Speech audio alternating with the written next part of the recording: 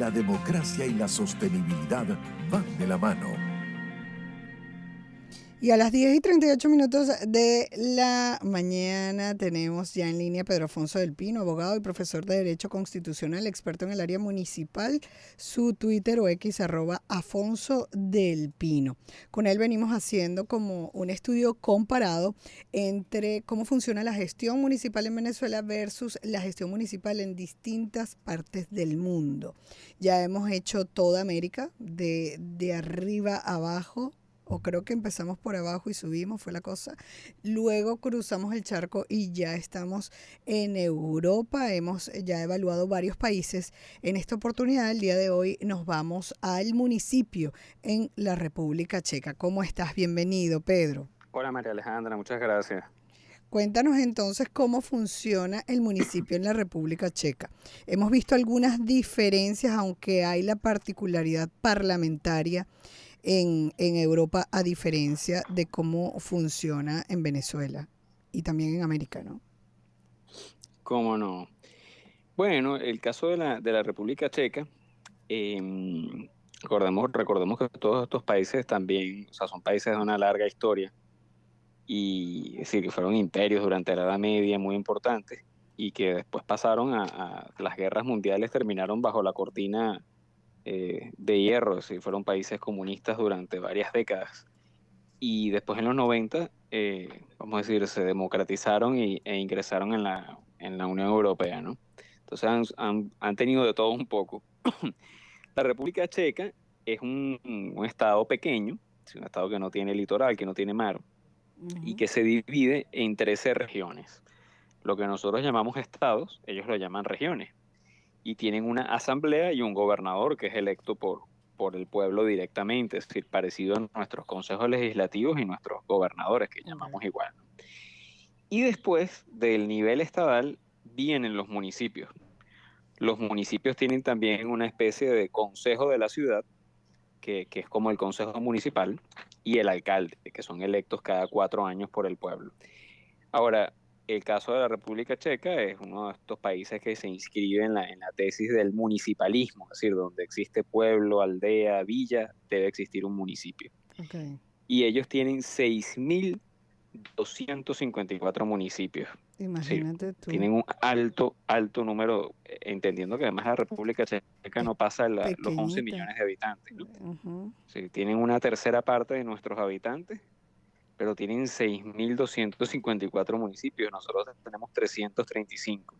Eso nos da una idea del alto nivel de municipalización que existe en la República Checa. Y no tienen definido, como en otros países, la cantidad de habitantes para poder crear un municipio.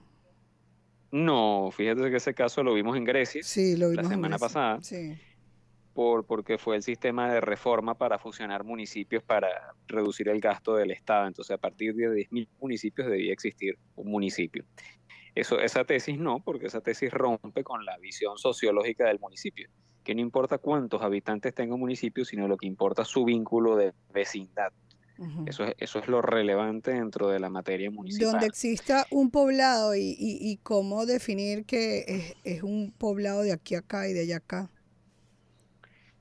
Bueno, justamente por el vínculo de vecindad, es decir, donde existe una identidad local, es decir, de vecinos que resuelven sus temas entre ellos, que tienen servicios entre ellos y que no dependen de otro, ahí existe una vecindad y por lo tanto ahí debe existir un municipio. Sí. Ahí para que veamos la importancia del arraigo y la identidad, ¿no? Exactamente. Además, bueno, quienes nos escuchan que han tenido posibilidades de viajar a Europa, saben que Europa puede tener una fiesta permanentemente porque cada pueblo tiene su feria, su traje típico, su música, por más pequeñito que sea, ¿no? Sí, tiene su propia identidad, además de política, de identidad cultural. Y bueno, no debemos dejar de pasar también a estudiar la capital, que es Praga, que además está catalogada como una de las ciudades más visitadas turísticamente en el mundo.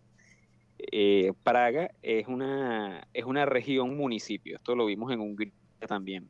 Es decir, es una región de las 13 regiones, pero la región, quien asume el gobierno de la región realmente es el municipio de Praga. Es decir, que es un super municipio, ¿no? Que, a ver, que agrupa a la ciudad. Que es algo que Sin viene embargo, la ciudad repitiendo, se divide.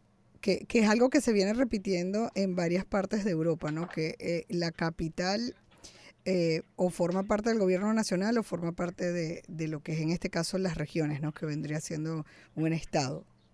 Es correcto, Ujú. exactamente. Eso es un tema de discusión, incluso es un tema Sí, de discusión para nosotros, inclusive a nivel de gobernadores. así Es es. decir, porque mayormente los gobernadores de estado son electos en su buena parte por las capitales, que es donde está la mayoría de la población, pero muchas veces donde intervienen menos es en la capital justamente. Entonces, a nivel nacional, lo que han hecho algunos países europeos es que no hay un nivel intermedio, sino que directamente el gobierno municipal asume el gobierno completo de la ciudad. Ojo, eso no significa que en la ciudad no hayan más divisiones, porque es un régimen especial. Ujú. Por ejemplo, en el caso de Praga, tienen 22 distritos y 57 localidades dentro de Praga. Es decir, que al final el gobierno municipal también se descentraliza muchísimo en la capital. Y esta diferencia de distritos y localidades, algún símil a parroquia. Es parecido, exactamente, es correcto, parecido a lo que eran nuestras parroquias anteriormente. Mm. Es decir, hay unidades administrativas descentralizadas a lo largo de la ciudad, que bueno, es una ciudad, creo que no sé si supera los 2 millones de habitantes, pero debe estar cercano a eso. Sí. Ahora, en cuanto a la constitución del municipio, quiénes se eligen, quiénes son nombrados, tenemos regidores o concejales, tenemos alcalde, a ver. Tenemos un alcalde que forma gobierno, Ujú. ellos lo suelen llamar el ayuntamiento, Exacto. con sus directores, con su equipo de gobierno, y tenemos el consejo de la ciudad, que es similar a nuestro consejo municipal. El número de concejales varía muchísimo, o sea, otra característica de Europa, a diferencia nuestra, que son siempre, vamos a decir, la diferencia entre las grandes ciudades y las pequeñas son 5 o 6 concejales. Allá no, allá el consejo de la ciudad puede llegar a tener 70 concejales. La ciudad es grande, es decir, son consejos mucho más numerosos. Y bueno, ejercen efectivamente el poder legislativo, el poder contralor, y el alcalde ejerce el poder ejecutivo. Mm. Y se eligen entonces. Cada 4 años, de forma directa por los ciudadanos. O sea, cada 4 años tenemos elección de gobernadores, poder estatal con su asamblea estatal y el poder municipal, los alcaldes y consejos de la ciudad. Todos, es decir, el alcalde no es nombrado del seno como muchos de los casos en Europa del Consejo Municipal. No, sí, en este caso es decir, hay sus elecciones y eligen directamente.